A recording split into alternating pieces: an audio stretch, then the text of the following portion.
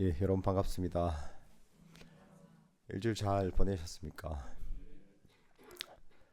요즘 독감 유행입니다. 감기 조심하세요. 예.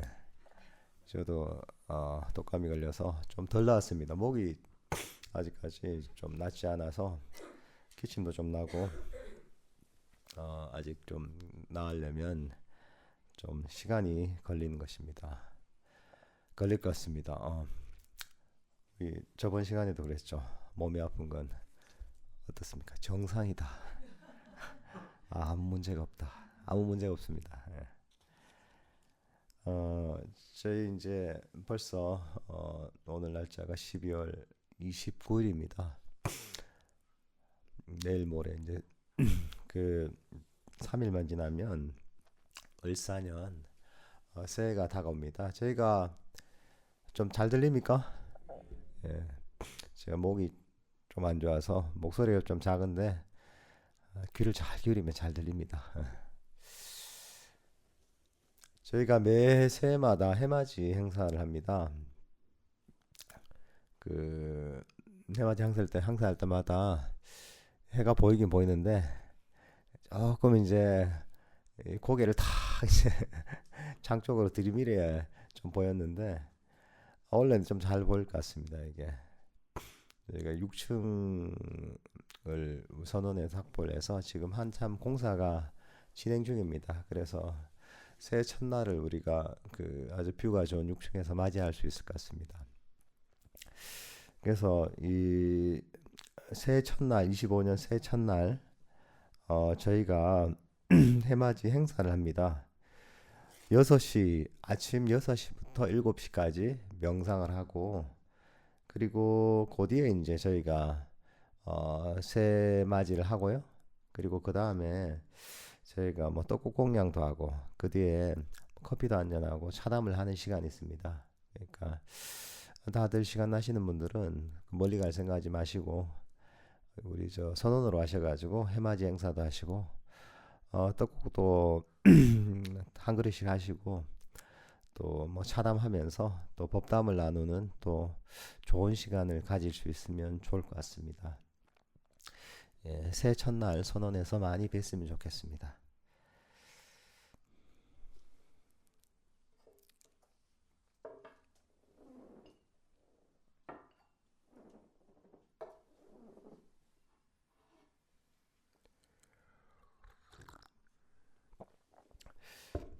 저희가 오늘도 음, 두 번째 시간이죠.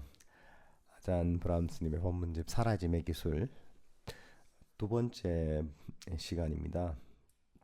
제가 읽고서 진행을 한번 해보겠습니다. 괴로움에 대해 숙고하는 것은 진정한 불교 수행의 중요한 부분입니다.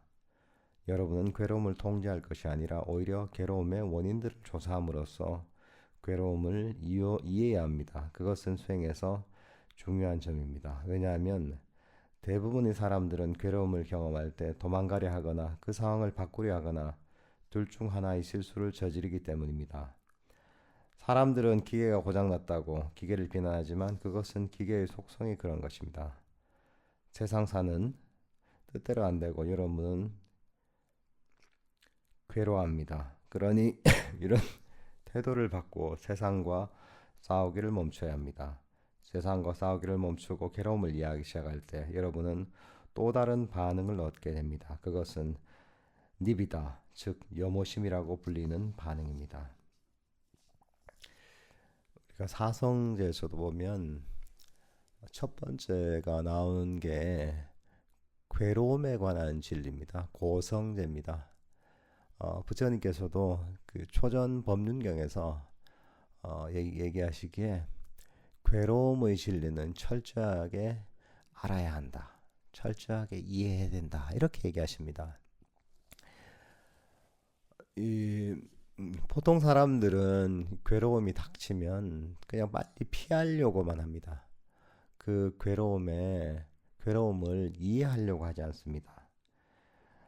이것들을 이 괴로움의 근본 원인이 무엇인지를 통찰해서 그리고 그것들을 완전하게 이해를 해야 됩니다. 사실 이 괴로움이라는 게 내가 피하고 싶다고 해서 피해지는 게 아닙니다. 사라지라고 해서 사라지는 것이 아닙니다. 괴로움도 결국은 원인에 있어 일어나고, 괴로움의 소멸도 결국은 괴로움의 원인이 사라지면 이 사라지는 것입니다. 실제로 괴로움의 원인이 제거되지 않았다면 그 괴로움이 오는 건 너무나 당연한 것입니다. 여기도 나와있지만 기계가 고장이 나는 것은 당연한 겁니다. 자동차가 고장 나는 건 당연합니다. 왜? 그것은 그 자체적인 속성이 보면 결국은 시간의 문제지 고장이 나게 되는 겁니다. 물질은 성주 개공을 합니다. 형성됐다가 머물다가 결국은 고장이 난다는 거죠. 그리고 사라지게 됐습니다. 이 생명이라는 것도 결국은 생로병사잖아요, 그죠? 우리의 삶 자체가 났다가 병들다가 그 다음에는 늙고 병들고 죽는 그런 자연스러운 과정을 거칩니다. 이게 생명을 가진 존재의 본질적인 속성인 것입니다. 우리는 누구나 늙음을 품고 있는 것이고, 죽음을 품고 있는 것이고, 병을 품고 있는 겁니다. 그걸 이해한다면 병이 오거나 사람이 늙거나 해도 이게 문제가 아니라 당연한 결과이다, 이런 것들을 우리가 받아들일 수가 있습니다. 사실 당연한 것이라면 우리가 그것과 싸울 필요가 없겠죠. 근데 이게 부당한 것이라고 여기면 그것과 싸우려고 합니다. 싸우면 더 큰 괴로움이 생깁니다. 우리가 어떤 육체적 병이 있다, 괴로움이 생기죠, 그죠? 괴로움이 생기지만 보통 이거보다 더 큰 문제는 뭐냐 하면 이게 뭔가 부당한 것이고 문제가 있다고 여기기 때문에 이 병이 있다는 사실 자체와 싸우려고 하는 경우가 많거든요. 그렇게 되면 몸이 아픈 육체적 괴로움에 더해서 이 자기 자신의 병든 상태를 인정하지 못하는 그런 어떤 마음, 싸우는 마음 때문에 정신적 고통이 거기다가 더해지는 겁니다. 부처님께서도 보면 두 번째 화살을 맞지 말라고 하시거든요. 몸이 아픈 거 어쩔 수 없습니다. 우리 몸을 가졌기 때문에 병은 생기게 돼 있고 아프게 돼 있습니다. 이게 첫 번째 화살이죠, 그죠? 이건 피할 수가 없는 겁니다. 이거는 내가 몸을 갖고 있기 때문에 결국은 받아들여야 되는 것이구나 이해하고 받아들이는 거죠. 하지만 두 번째 화살은 맞지 않아야 되는 거죠. 바른 이해가 없으면 당연히 받아들여야 될 것을 받아들이지 못합니다. 이제 그러면 거기서 더 큰 괴로움을 더하게 되는 겁니다. 그리고 사실 수행자는 법을 통해서 더 본질적으로 그 괴로움의 원인을 탐구하게 됩니다. 괴로움의 원인을 탐구하다 보면 부처님의 그 법에 따라서 그 괴로움의 원인을 이해할 수가 있습니다. 결국은 그 괴로움의 원인이라는 것이 사성제 중에 두 번째 나오죠. 집성제가 바로 괴로움의 원인임을 알 수가 있습니다. 결국은 가래가 근본 원인임을, 바로 탐진치가 그 괴로움의 근본 원인임을 나중에는 법을 잘 이해하면 꿰뚫어 볼 수가 있는 겁니다.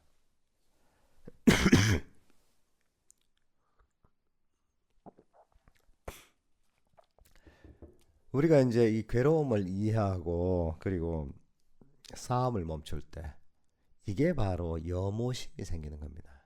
니비다라고 합니다. 병이 걸려서 원인이 생겼잖아요. 그러면 싸움을 멈추잖아요. 내버려 두겠다. 이거는 원인의 해제라는 것이니까 내가 어떻게 관여할 수 없는 것이구나 하고 내버려 두게 됩니다. 이게 염호심입니다. 내가 어떻게 할 수 없는 것은 내버려 두는 겁니다. 근데 이 어리석게 되면 내가 어떻게 할 수 없는 것임에도 불구하고 어떻게 하려고 해요. 그게 괴로운 겁니다. 이게 불가능한 것을 가능하게 만들려는 거. 여기서 괴로움이 생기고 지혜가 있다면 이건 불가능한 것은 불가능한 것으로, 가능한 것은 가능한 것으로 하는 거죠. 그래서 내가 관여해도 아무 소용없는 것은 내버려 두게 됩니다. 몸에 그냥 자연적인 원리에 맡겨버리는 거죠. 세상의 자연적인 인과의 법칙에 맡겨버린 거죠. 그리고 나는 평화롭게 그대로 관여하지 않고 그대로 있는 거죠. 이게 염호심입니다. 이게. 염호심은 단순하게 흔히 이게 염호심이라는 단어가 보면 주는 약간의 부정적인 뉘앙스 때문에 이걸 그냥 싫어한다, 뭐 그냥 이런 마음을 갖기 쉽습니다. 이런 어떤 그 생각을 하기 쉽습니다. 염호심은 단순하게 싫어하는 게 아닙니다. 바른 이해를 통해서 관여하지 않는 것. 이게 어떻게 보면 염호심이라고 할 수가 있습니다. 염호심은 몸이라는 것, 마음이라는 것, 세상이라는 것의 속성을 이해함으로써부터 나옵니다. 여러분이 불교의 속성, 절이나 가정이 마련하는 것의 속성, 단체로 함께하는 것의 속성들을 이해한다면 그것은 불만족스럽고 문제가 있음을 알게 될 것입니다. 또한 그러한 문제들로부터 도피하려 하거나 그런 문제들을 좋게 바꾸고 애쓰려는 짓을 멈출 정도로 여러분은 충분히 현명해질 것입니다. 여러분은 삼사라 즉 윤회의 구조에 그런 문제들이 내재 있음을 알게 됩니다. 이것이 부처님의 위대한 통찰 가운데 하나였고 바로 이 통찰로 인해 부처님께서 최초 설법인 초전 법륜경을 설하셨던 것입니다.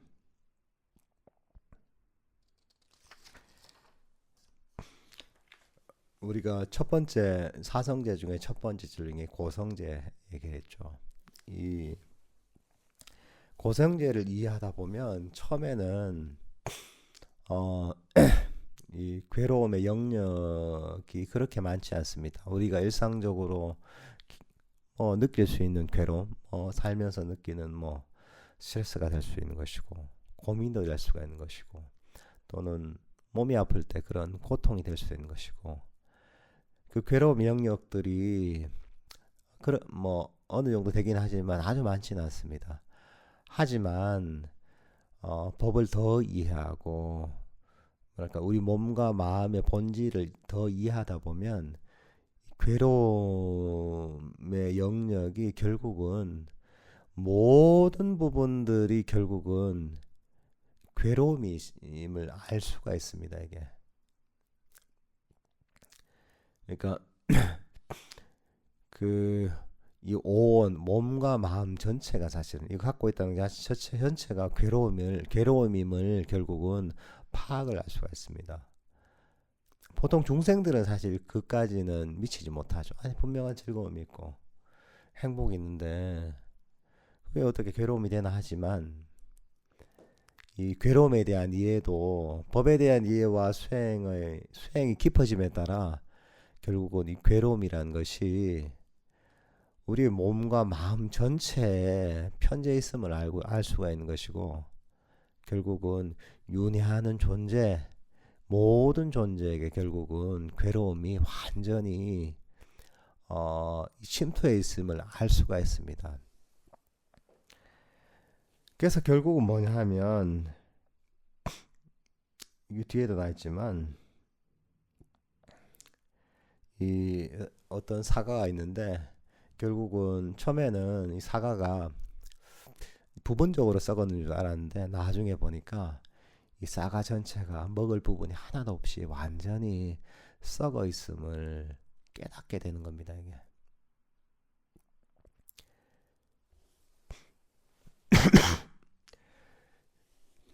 이제 그럼 뒷부분을 한번 읽어보겠습니다. 윤회의 구조에 괴로움이 내재 있음을 알 때 여러분의 반응은 변합니다. 비유하자면 그것은 마치 여러분이 썩은 사과를 가지고서 나머지라도 먹기 위해 썩은 부분을 토려내려고 하는 것과 같습니다. 하지만 여러분에게 지혜가 있다면 사과 전체가 썩었음을 알게 되고 이럴 때 나올 수 있는 유일한 반응은 염호심입니다. 즉 사과 전체에 대한 거부, 사과를 예면하는 것, 사과로부터의 등을 돌리는 것, 또는 마침내 사과를 내던져 버리는 것입니다. 여러분은 사과가 필요 없음을 알게 되어 마침내 사과를 놓아버릴 수 있게 됩니다. 여러분은 이 세상의 괴로움을 이해합니다. 그리고 그 괴로움과 불만족이 얼마나 절대적인지를 보아야만 합니다. 그 괴로움은 여러분이 결코 다스릴 수 있거나 잘 정리해서 바로잡을 수 있는 것이 아닙니다.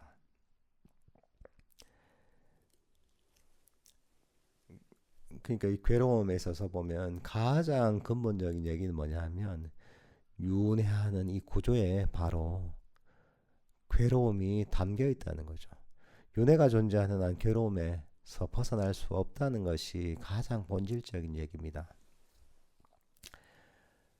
사과가 있다면 사과 썩은 데를 잘라서 조금이라도 먹으려고 했는데 나중에 알고 보니까 먹을 부분이 하나도 없이 사과 전체가 완전히 썩어버리는 거예요.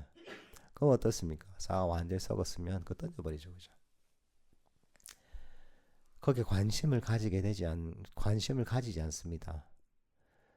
그러니까 괴로움의 진리를 완전하게 이해하게 되면 더 이상 우리 윤회하는 이 세상에 더 이상 관심을 가지지 않게 되는 겁니다. 이게 우리 몸과 마음에 더 이상 관심을 가지지 않게 되는 겁니다. 왜? 다 썩어 있고 모두 전체가 괴로움이기 때문에. 이렇게 해서 어떻게 보면 이런 완전한 이해가 생길 때 윤회에서 탈출하게 되는 것이고 괴로움에서 완전히 벗어날 수가 있는 겁니다. 굉장히 본질적인 얘기죠. 물론 처음부터 그럴 수는 없습니다. 여러분들 잘 이해되는 게 처음부터 그러라는 게 아닙니다. 아니 이해도 안 되는데 어떻게 할 수가 있겠어요. 하지만 수행의 과정을 통해서 결국은 이런 이해에 이르게 된다는 것이죠. 처음에는 거친 것부터 우리는 버리기 시작합니다. 나를 괴롭히는 괴로움들 있잖아요. 그런 것을 버린 데 시작합니다. 실제로 명상을 하다 보면 스트레스로 줄어들고 괴로움도 적어지고 내 마음도 편안해지잖아요. 그렇게 내 삶을 괴롭히는 거친 그 괴로움의 원인들, 번뇌들만 버려도 우리 삶이 훨씬 평화로워집니다. 훨씬 행복해집니다. 근데 그걸 버리고 나면 그보다 좀 더 미세한 이런 괴로움의 원인들을 볼 수가 있습니다. 또 그런 것들 버려나가는 거죠. 버리다 보면 또 마음이 더욱 더 평화로워지고 더욱 자유로워집니다. 그 과정들이 계속 이어지는, 심화되는 겁니다. 그리고 나중에 버리고 놓아버리다 보면 우리는 더욱 평화로워지고 더욱 자유로워지고 행복해지죠. 그리고 나중에 지나다 보면 내가 그 전에 행복이라고 생각했던 것들이 실제로는 괴로움이었음을 점점 알게 됩니다. 그러니까 이게 행복이었다고 여겼던 것들이 나중에는 이게 사실은 내가 어리석어서 그걸 행복이라고 여겼지만 실제로 보니까 나에게 괴로움을 갖고 오는 것임을 스스로 이해를 통해 확실하게 알 수가 있는 겁니다. 그리고 궁극적으로는 이 몸과 마음, 이 모든 것들에서 하나도 이 모든 것들이 결국은 괴로움임을 꿰뚫을 수 있는 시기가 오는 겁니다. 그럼 그게 뭐가 좋은 것이냐? 그걸 깨닫게 되면 그걸 놓아버릴 수 있게 되거든요. 놓아버리면 더 큰 평화와 더 큰 행복에 이르게 되는 거죠. 불교 수행이라는 게 한편으로 보면 괴로움을 이해된다 하니까 왠지 부정적인 좀 뉘앙스가 느껴지거든요.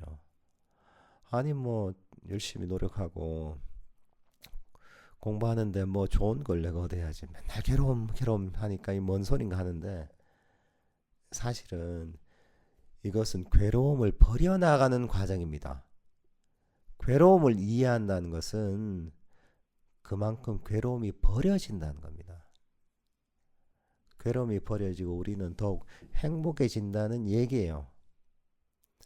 단순하게 괴로움을 이해하는 게 목적이 아닙니다. 괴로움을 이해해야지 괴로움에서 벗어날 수 있기 때문에 우리가 더욱더 진정한 행복에 이를 수 있기 때문에 바로 괴로움을 철저하게 이해를 하는 겁니다. 불교 수행의 목적은, 그리고 괴로움을 이해하는 목적은 괴로움의 소멸을 위해서 괴로움을 이해해야 해야 되는 겁니다. 필수적으로.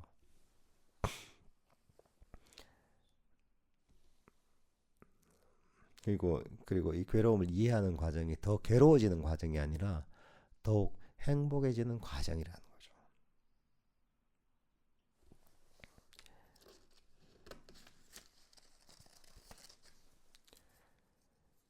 이런 점을 숙고하고 이해할 때 여러분은 수행할 동기나 수행에 더 유리한 관점을 갖게 됩니다. 경전에 따르면 인간이 늙고 병들고 죽는다는 사실을 본 것만으로도 충분히 자극을 받아서 부처님께서는 괴로움에 대한 해결책을 찾아 나셨습니다. 부처님께서는 늙고 병들고 죽는 것이 자신의 속성이며 자신도 이런 것들에서 벗어나지 못함을 알아차리셨습니다. 그것을 계기로 부처님께서는 이 문제들의 해결책을 찾아 길을 나섰습니다. 이 부처님 같은 분은 어렸을부터 지혜가 뛰어나시죠, 그죠? 그래서 보통 사람은 당연하게 여기는 생로병사 이런 괴로움들을 당연하게 받아들이지 않으셨던 거예요. 사람들은 살던 대로 살거든요. 사람 늙고 병들고 죽는 거 당연한 거지. 받아들였지만 부처님 그게 아니라는 거죠. 여기에 어떤 해결책이 없을까? 내가 괴로움에서 벗어날 수 있는 해결책이 없을까? 거기에 대해서 고민하고 탐구하시다가 결국은 내가 집안에서 가정생활을 하면서 이렇게는 그 문제를 해결하는 게 불가능할 것이다. 불가능하다. 이렇게 판단을 내리시고 출가를 해서 이 괴로움에서 벗어나는 길을 찾아 나서게 되시는 거죠. 그렇게 부처님의 구도의 삶이 시작이 되는데 결국은 부처님께서는 여러 이제 시행착오를 거치시고 고행도 하시고 하는 과정을 거쳐서 결국은 괴로움에서 근본적으로 벗어나는 그 길을 찾으시게 되는 거죠. 그 길을 찾고서 그 실천을 통해서 부처님께서는 괴로움에서 완전히 벗어난 그런 깨달은 존재, 부처가 되시는 거죠. 이 가르침을 우리한테 전해주시는 겁니다. 누구나 바로 이런 삶의 괴로움이 있습니다. 육체적 괴로움도 있고 정신적 괴로움도 있습니다. 근데 이 누구도 세상에 대단한 어떤 사람도 이 괴로움을 소멸시키는 그 길을 가르쳐 주는 사람은 아무도 없습니다. 근데 그 길을 가르쳐 주는 분이 바로 석가모니 부처님인 겁니다. 그 가르침을 아주 정확하게 정리해 놓은 게 바로 이 사성제의 가르침입니다. 괴로움의 원인에 관한 진리와 괴로움의 소멸과 괴로움의 소멸에 이르는 바로 실천적 수행, 이걸 가르쳐 주셨기 때문에 우리도 그 가르침, 그 법을 듣고서 괴로움에서 벗어나는 그런 진정한 행복의 길을 우리가 따라서 갈 수가 있는 겁니다.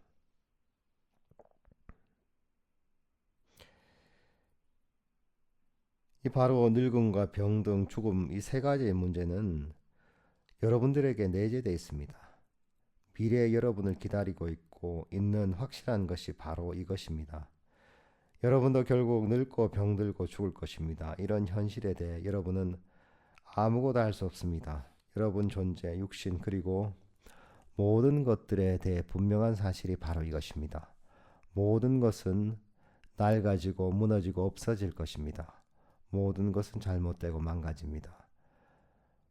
부처님이 될 그 젊은 분은 충분히 현명 있게 자신의 모든 영적 자질과 쌓아둔 공덕에도 불구하고 그 괴로움을 피할 수 없다는 것을 알았습니다.